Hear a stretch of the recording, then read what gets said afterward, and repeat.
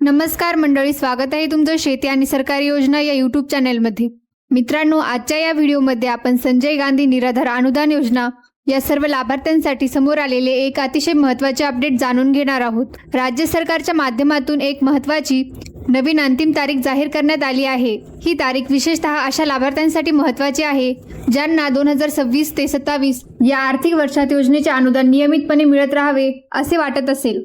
म्हणून हा व्हिडिओ शेवटपर्यंत नक्की पहा, कारण या अपडेटमध्ये कोणत्या कागदपत्रांसाठी मुदतवाढ देण्यात आली आहे, कोणाला काय करावे लागणार आहे आणि वेळेत प्रक्रिया पूर्ण केली नाही तर काय परिणाम होऊ शकतो याबद्दल संपूर्ण माहिती आपण सोप्या भाषेत समजून घेणार आहोत. व्हिडिओ सुरू करण्यापूर्वी एक छोटीशी विनंती आहे. तुम्ही जर या चॅनेलवर पहिल्यांदाच आला असाल तर चॅनेलला नक्की सबस्क्राईब करा, जेणेकरून संपूर्ण अपडेट्स तुम्हाला वेळेवर मिळतील. चला तर मंडळी, व्हिडिओला सुरुवात करूया. मित्रांनो, सर्वात आधी एक महत्त्वाची गोष्ट समजून घेऊया.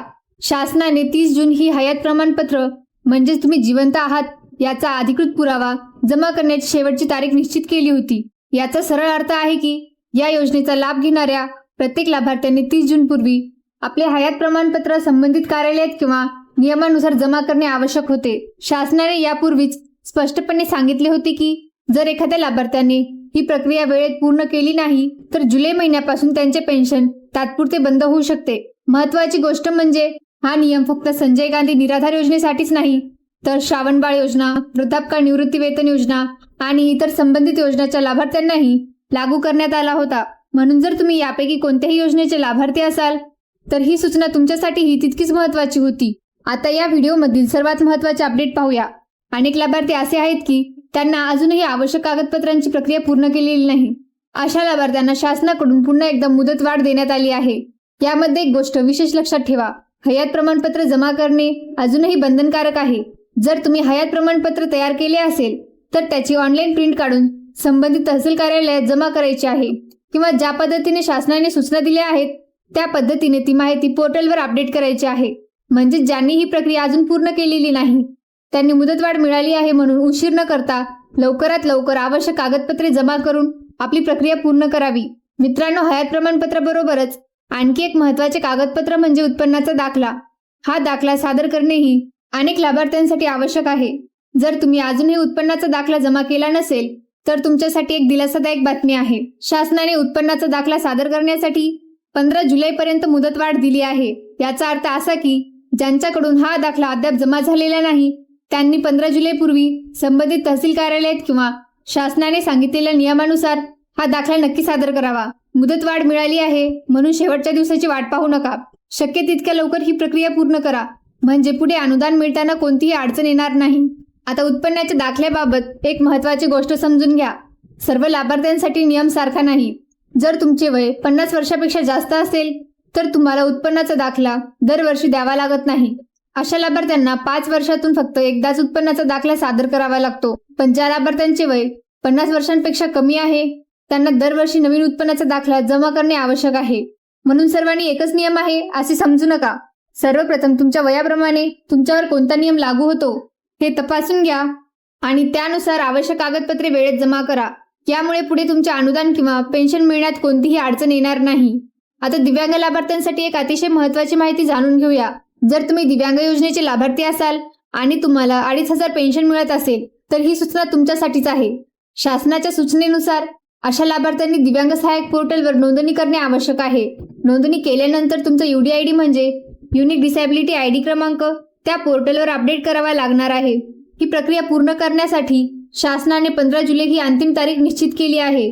म्हणून जर तुम्ही अद्याप नोंदणी केली नसेल किंवा UDID क्रमांक अपडेट केला नसेल तर 15 जुलैपूर्वी ही प्रक्रिया नक्की पूर्ण करा, कारण ही प्रक्रिया वेळेत पूर्ण करणे तुमच्यासाठी अत्यंत महत्त्वाचे असल्याचे शासनाने स्पष्ट केले आहे.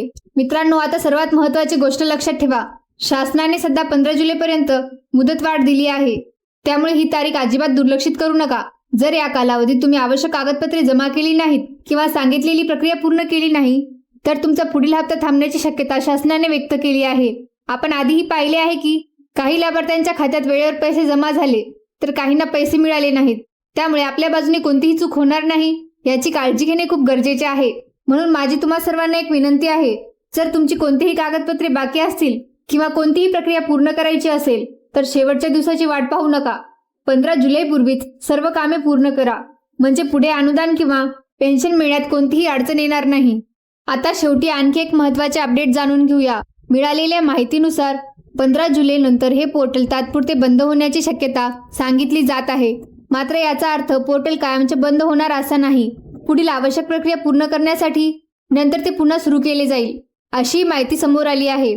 सध्या या पोर्टलवर अपडेटचे काम सुरू आहे आणि काही आवश्यक डीबीटी प्रक्रियेसाठी हे पोर्टल सुरू करण्यात आले होते. त्यामुळे जर तुमची कोणतीही माहिती अपडेट करायची असेल किंवा कागदपत्रे अपलोड करायची असतील तर 15 जुलैपूर्वीच ती प्रक्रिया पूर्ण करण्याचा प्रयत्न करा. शेवटच्या क्षणापर्यंत थांबू नका, कारण नंतर पोर्टल तात्पुरते बंद झाल्यास तुम्हाला अडचणी येऊ शकतात.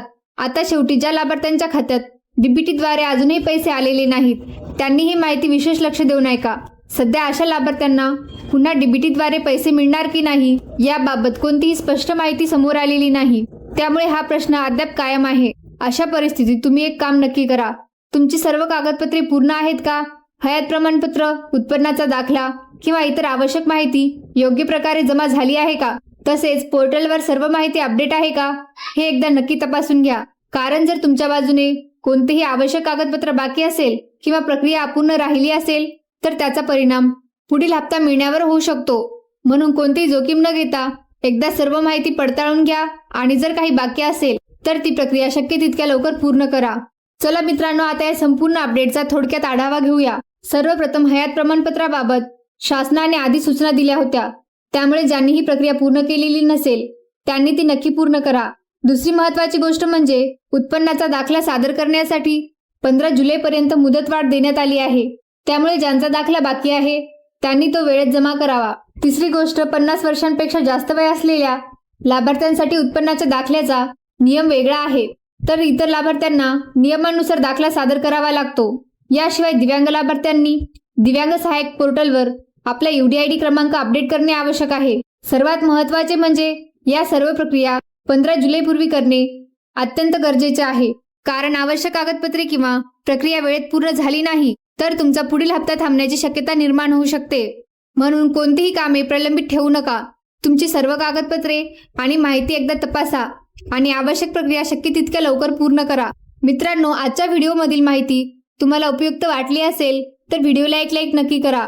तसेच तुमच्या ओळखीमध्ये संजय गांधी निराधार योजना, श्रावणबाळ योजना, वृद्धापकाळ पेन्शन किंवा दिव्यांग योजनेचे लाभार्थी असतील तर त्यांच्यापर्यंत हा व्हिडिओ नक्की शेअर करा. कदाचित ही माहिती त्यांच्यासाठी खूप महत्त्वाची ठरू शकते. आणि अशा सरकारी योजना, अनुदान, पेन्शन आणि शासनाच्या महत्त्वाच्या अपडेट्स सर्वात आधी मिळवण्यासाठी आपल्या चॅनेलला सबस्क्राईब करा आणि बाजूला असलेले बेल आयकॉन दाबायला विसरू नका. आणि जर तुम्हाला दररोज तुमच्या मोबाईलवर शेती आणि सरकारी योजनांचे नवीन अपडेट्स हवे असतील तर आमच्या व्हॉट्सअप ग्रुपमध्ये आजच सहभागी व्हा.